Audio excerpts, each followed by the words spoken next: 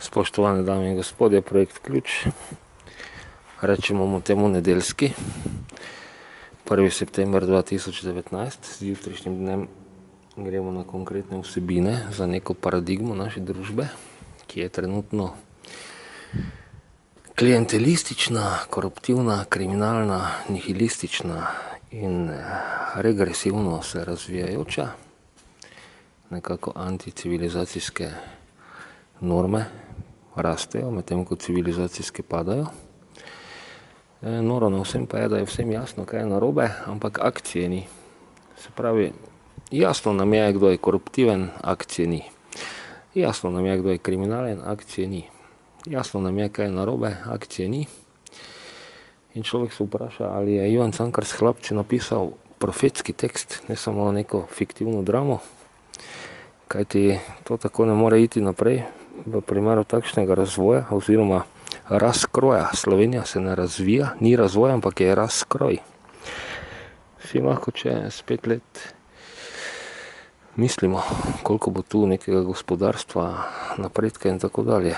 Ostale bojo kriminalne elite, ki bojo vse pokradle, ljudje, ki so pa pripravljeni in dejansko željni, voljni nekega zdravorazumskega življenja, sobivanja, tvorjenja družbe, kulture, pa bodo delali v tujini. In to seveda je nesprejemljivo.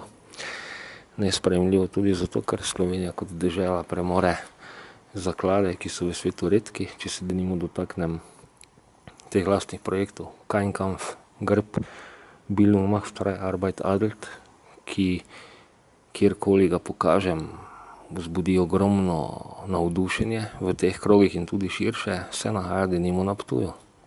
Potem Mitrej, pri katerem smo, se nahaja na Ptuju. Stroka in laiki se nekako strinjajo, da je to najlepši in situ Mitrej na svetu. Zakaj bi potem z takšnimi kulturnimi dobrinami, fizičnimi, bili na metafizični ravni mi država, ki je vedno bolj zavožena, namesto vedno bolj razsvetljana in prosvetljana, se razume.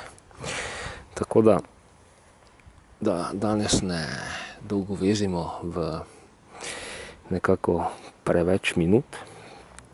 Nedelja, sončni dan, 1. september, 80 let od pričetka druge svetovne vojne.